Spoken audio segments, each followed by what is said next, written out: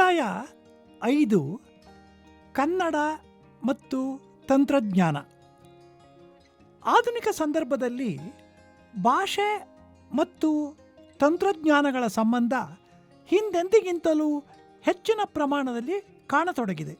ಅಲ್ಲದೆ ಭಾಷೆಯ ಬಳಕೆಯ ಹೆಚ್ಚು ವಲಯಗಳನ್ನು ತಂತ್ರಜ್ಞಾನ ಈಗ ಪ್ರಭಾವಿಸುತ್ತಿದೆ. ಇವೆರಡರ ಸಂಬಂಧಗಳ ಬೆಳವಣಿಗೆ ಚಾರಿತ್ರಿಕವಾಗಿ ಹೇಗೆ ನಡೆದಿದೆ ಎಂಬ ಬಗೆಗೆ ಹಿನ್ನೆಲೆಯಾಗಿ ಕೆಲವು ಮಾತುಗಳು ಅಗತ್ಯ. ಹಿಂದಿನಿಂದಲೂ ಬರಹದ ಭಾಷೆಗೂ ತಾಂತ್ರಿಕತೆಗೂ ಸಂಬಂಧ ಏರ್ಪಡುತ್ತಾ ಬಂದಿದೆ. ಆದರೆ ಈ ಸಂಬಂಧ ಸೀಮಿತ ನೆಲೆಯದಾಗಿತ್ತು.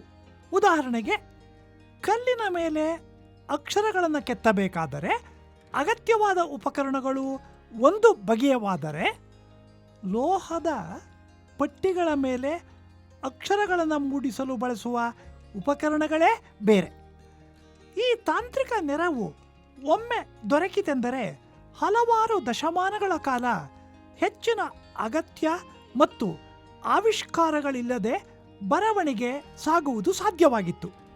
ಆದರೆ ತಾಳೆ ಎಲೆಗಳ ಮೇಲೆ ಬರೆಯತೊಡಗಿದಾಗ ಬರೆಯುವ ಉಪಕರಣ, ಬರೆದ ಮೇಲೆ ಅಕ್ಷರಗಳು ಮೂಡಿಬರಲು ಅಗತ್ಯವಾದ ಮಸಿ ಮತ್ತು ಬರೆಯಬೇಕಾದ ತಾಳೆ ಎಲೆಗಳನ್ನು ಸರಿಯಾಗಿ ಸಂಸ್ಕರಿಸಿ ಸಿದ್ಧಪಡಿಸಿದ ಕೃತಿಗಳನ್ನು ಬಹುಕಾಲ ಹಾಳಾಗದಂತೆ ಕಾಯ್ದಿರಿಸುವ ಉಪಾಯಗಳು ಇವೆಲ್ಲವೂ ಹೊಸ ತಂತ್ರಜ್ಞಾನವನ್ನು ಬಯಸುತ್ತಿದ್ದವು.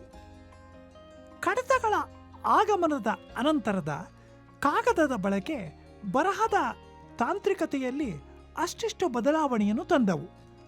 19ನೇ ಶತಮಾನದ ಆದಿಯಲ್ಲಿ ಕನ್ನಡಕ್ಕೆ ಪರಿಚಿತವಾದ ಮುದ್ರಣಯಂತ್ರ ಮತ್ತೊಂದು ತಾಂತ್ರಿಕ ನೆಲೆಯ ಜಿಗಿತಕ್ಕೆ ಕಾರಣವಾಯಿತು. ಏಕೀಕರಣದ ವೇಳೆಗೆ ಮುದ್ರಣದ ಅನಂತರ ಬಂದ ಕಲ್ಲಚ್ಚಿನ ಬಳಕೆ ಮತ್ತೆ ಕನ್ನಡ ಬರವಣಿಗೆಗೆ ಸೇರಿಕೊಂಡ ಹೊಸ ಆವಿಷ್ಕಾರ. ಈ ಎಲ್ಲ ಹಿನ್ನೆಲೆಯಿಂದ ನಮ್ಮ ಏಕೀಕರಣದ ಅವಧಿ ಮೊದಲಾಗುತ್ತದೆ. ಕಳೆದ 50 ವರ್ಷಗಳಲ್ಲಿ ಈ ಮೊದಲಿನ ಆವಿಷ್ಕಾರಗಳಿಗಿಂತಲೂ ಗುಣಾತ್ಮಕವಾಗಿ ಬೇರೆಯೇ ಆದ ತಾಂತ್ರಿಕತೆ ಜಗತ್ತಿನ ಹಲವು ಭಾಷೆಗಳನ್ನು ಪ್ರಭಾವಿಸಿದಂತೆ ಕನ್ನಡವನ್ನು ಪ್ರಭಾವಿಸಿತ್ತು. ನಾವು ಅಧ್ಯಯನದ ನೆಲೆಯಲ್ಲಿ 2 ದಿಕ್ಕಿನಿಂದ ಈ ಕ್ಷೇತ್ರದ ಸಮೀಕ್ಷೆಯನ್ನು ಮಾಡಬಹುದು. ಒಂದು, ಆಡುಮಾತಿನ ವಲಯ. ಎರಡನೆಯದು ಬರಹದ ವಲಯ. ಕೆಲವು ತಾಂತ್ರಿಕ ಆವಿಷ್ಕಾರಗಳು ಈ 2 ವಲಯಗಳನ್ನು ಬೇರೆ ಬೇರೆಯಾಗಿ ಪ್ರಭಾವಿಸಿವೆ ಎಂಬುದು ನಿಜವಾದರೂ, ಇಲ್ಲಿ ಈ 2 ನೆಲೆಗಳನ್ನು ಒಂದಾದರೊಂದು ಮೇಲಂತೆ ಪರಿಶೀಲನೆಗೆ ಎತ್ತಿಕೊಳ್ಳಲಾಗಿದೆ. ಆಡುಮಾತಿನ ಲಯ. ಈ ಮೊದಲೇ ಹೇಳಿದಂತೆ ಆಡುಮಾತಿನ ಮೇಲೆ ತಂತ್ರಜ್ಞಾನದ ಪ್ರಭಾವ ಕಡಿಮೆ. ಆದರೆ ಕಳೆದ ಶತಮಾನದ ಕೆಲವು ವೈಜ್ಞಾನಿಕ ಆವಿಷ್ಕಾರಗಳು ಆಡುಮಾತನ್ನು ತಮ್ಮ ಪ್ರಭಾವ ವಲಯಕ್ಕೆ ಸೆಳೆದುಕೊಂಡಿವೆ.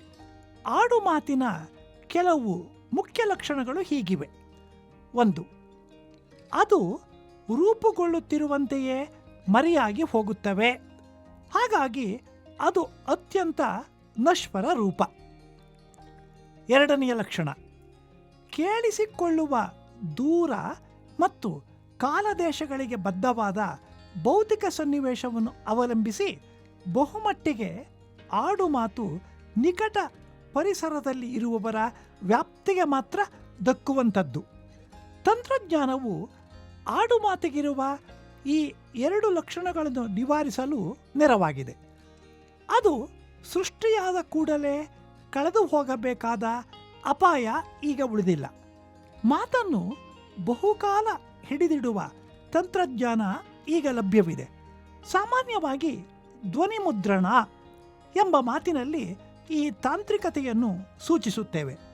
ಬರಹದ ಏಕವ್ಯಕ್ತಿ ರಚಿತ ರೂಪವನ್ನು ಬಹುಜನರಿಗೆ ತಲುಪಿಸಲು ನೆರವಾಗುವ ಮುದ್ರಣ ಎಂಬ ಮಾತನ್ನೇ ಧ್ವನಿ ಮುದ್ರಣ ಎಂಬಲ್ಲಿ ಬಳಸಿಕೊಂಡಿರುವುದು ಅಚ್ಚರಿಯ ಸಂಗತಿಯಾಗಿದೆ.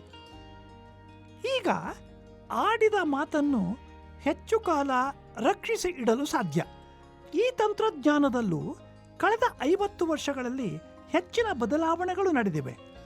ಈಗ ಧ್ವನಿ ಸಂಗ್ರಹಕ್ಕಾಗಿ ಮೊದಲಿನ ಮಾರ್ಗವನ್ನು ಬಿಟ್ಟು ಡಿಜಿಟಲ್ ವಿಧಾನದಲ್ಲಿ ಸಂಗ್ರಹಿಸುವ ಅವಕಾಶ ಸಿದ್ಧವಾಗಿದೆ. ಕನ್ನಡದ ಮಟ್ಟಿಗೆ ಈ ತಂತ್ರಜ್ಞಾನ ದೂರಗಾಮಿಯಾದ ಪರಿಣಾಮಗಳನ್ನು ಬೀರಿದೆ. ಧ್ವನಿಯನ್ನು ಮುದ್ರಿಸಿಕೊಂಡಿದ್ದರಿಂದ ಅದನ್ನು ಮುಂದೆಯೂ ಬಳಸಲು ಸಾಧ್ಯವಾಗುತ್ತದೆ. ಹೀಗೆ ಬಳಕೆಯಾಗುವಾಗ ಆ ವಾಕ್ಯಗಳನ್ನು ಉಚ್ಚರಿಸಿದ ವ್ಯಕ್ತಿ ಭೌತಿಕವಾಗಿ ಅಲ್ಲಿ ಇರಬೇಕಾಗಿಲ್ಲ. ಇದರಿಂದ ನಾವು ಮೇಲೆ ಹೇಳಿದ ಎರಡನೇ ಮಿತಿ ಕೂಡ ಸಾಕಷ್ಟು ಪರಿಹಾರವಾಗಿದೆ. ಈಗ ಮುದ್ರಿತ ಮಾತನ್ನು ವ್ಯಕ್ತಿಯ ಗೈರು ಹಾಜರಿನಲ್ಲೂ ಬಳಸಬಹುದು. ಅಂದರೆ ಕೇಳುಗರು ಹೇಳುವವರ ಸಮೀಪದಲ್ಲೇ ಇರಬೇಕೆಂಬ ಮೇಲೆ ಹೇಳಿದ ಷರತ್ತು ಈಗ ಇಲ್ಲವಾಗಿದೆ. ಯಾರು ಎಲ್ಲಿ ಬೇಕಾದರೂ ಆಡಿದ ಮಾತುಗಳನ್ನು ಯಾರು ಎಲ್ಲಿ ಬೇಕಾದರೂ ಕೇಳಿಸಿಕೊಳ್ಳಲು ಸಾಧ್ಯ. ಈ ಬಗೆಯ ತಂತ್ರಜ್ಞಾನ ಭಾಷೆಯ ಬಳಕೆಯ ಮೇಲೆ ಮತ್ತು ಸ್ವಲ್ಪ ಮಟ್ಟಿಗೆ ರಚನೆಯ ಮೇಲೆ ಕೂಡ ಪರಿಣಾಮವನ್ನು ಬೀರಿದೆ. ಆಡುಮಾತಿನ ಬಳಕೆಯಲ್ಲಿ ನಾವು 2 ನೆಲೆಗಳನ್ನು ಗುರುತಿಸಬಹುದು. 1. ಕೇಳುಗರು ಮಾತಾಡುವವರ ಮಾತನ್ನು ಮಾತಾಡಿದ ಕೂಡಲೇ ಕೇಳಿಸಿಕೊಳ್ಳುವ ನೆಲೆ. 2ನೇಯದು, ಕೇಳುಗರು ಮತ್ತು ಮಾತಾಡುವವರು ಬೇರೆ ಬೇರೆ ಕಾಲದೇಶಗಳಲ್ಲಿ ಇರುವ ನೆಲೆ. ತಂತ್ರಜ್ಞಾನವು 2ನೆಯ ನೆಲೆಯ ಬಳಕೆಗೆ ಪೂರ್ಣ ಅವಕಾಶವನ್ನು ಕಲ್ಪಿಸಿಕೊಟ್ಟಿದೆ. ಮೊದಲ ನೆಲೆಯಲ್ಲೂ ಕೂಡ ಕೇಳುಗರು ಮಾತನಾಡುವವರು ಇರುವ ಜಾಗದಿಂದ ಬಹುದೂರ ಇರಬಹುದಾದ ಸಂದರ್ಭದಲ್ಲೂ ಆಡುಮಾತು ಬಳಕೆಯಾಗಲು ನೆರವಾಗಿದೆ. ಉದಾಹರಣೆಗೆ ದೂರವಾಣಿ. ಒಟ್ಟಾರೆ ಆಡುಮಾತಿನ ಬಳಕೆಯ ವಲಯವನ್ನು ತಾಂತ್ರಿಕತೆ ಅಗಾಧ ಪ್ರಮಾಣದಲ್ಲಿ ಹೆಚ್ಚಿಸಿದೆ ಎನ್ನಲು ಅಡ್ಡಿಯಿಲ್ಲ. ಮೊದಲ ನೆಲೆಯ ಭಾಷೆಯ ಬಳಕೆಯಲ್ಲಿ ಮಾತಾಡುವವರು ತಮ್ಮ ವಾಕ್ಯಗಳನ್ನು ರೂಪಿಸುವಾಗ ಹೆಚ್ಚು ಕಾಲಾವಕಾಶ ಇರುವುದಿಲ್ಲ. ಆದರೆ 2ನೆಯ ನೆಲೆಯ ಭಾಷಾ ಬಳಕೆಯಲ್ಲಿ ಅದು ಆಡುಮಾತಿನ ಲಕ್ಷಣಗಳನ್ನು ಪಡೆದಿದ್ದರೂ ಬರಹದ ಭಾಷೆಯಂತೆ ಹೆಚ್ಚು ಎಚ್ಚರದ ನೆಲೆಯಲ್ಲಿ ರೂಪುಗೊಳ್ಳಬಹುದು. ಅಂದರೆ ಮಾತಾಡುವವರು ತಮ್ಮ ಭಾಷಿಕ ರಚನೆಯನ್ನು ನಿಧಾನವಾಗಿ ಅವಕಾಶವಿರುವ ಎಲ್ಲ ತಿದ್ದುಪಡಿಗಳೊಡನೆ ರೂಪಿಸಬಹುದು. ಏಕೆಂದರೆ ಅವರ ಮಾತು ರೂಪುಗೊಳ್ಳುವಾಗಲೇ ಕೇಳುಗರಿಗೆ ತಲುಪಬೇಕೆಂಬ ಸಂದರ್ಭ ಇರುವುದಿಲ್ಲ. ಅಂತಹ ಒತ್ತಡಗಳಿಗೆ ಸಿಲುಕಿ ಅವರು ತಮ್ಮ ಮಾತನ್ನು ರೂಪಿಸಿಕೊಳ್ಳಬೇಕಾಗಿಲ್ಲ. ಕನ್ನಡದ ಮಟ್ಟಿಗೆ ಈ ಬಗೆಯ ಆಡುಮಾತಿನ ಬಳಕೆಯ ಸಾಧ್ಯತೆ ರೂಪುಗೊಂಡದ್ದು ಕಳೆದ 5 ದಶಕದಲ್ಲೇ ಎಂಬುದನ್ನು ಗಮನಿಸಬೇಕು. ಸಮೂಹ ಮಾಧ್ಯಮಗಳಲ್ಲಿ ಹೀಗೆ ಆಡುಮಾತನ್ನು ಬಳಸುವ ಅಗತ್ಯ ಮತ್ತು ಅವಕಾಶಗಳು ಹೆಚ್ಚಾಗಿವೆ. ಇಷ್ಟಾದರೂ ಈ 2 ಸಾಧ್ಯತೆಗಳನ್ನು ತಂತ್ರಜ್ಞಾನ ರೂಪಿಸಿಕೊಟ್ಟರೂ ಬಳಸುವವರು ಅದರ ಎಲ್ಲ ಸಾಧ್ಯತೆಗಳನ್ನು ಉಪಯೋಗಿಸಿಕೊಳ್ಳಲು ಸಿದ್ಧರಿದ್ದಾರೆ ಎಂದು ತಿಳಿಯುವಂತಿಲ್ಲ. ಅದಕ್ಕೆ ತಕ್ಕ ತರಬೇತಿಗಳು ಕನ್ನಡದ ಸಂದರ್ಭದಲ್ಲಿ ರೂಪುಗೊಂಡಿಲ್ಲ.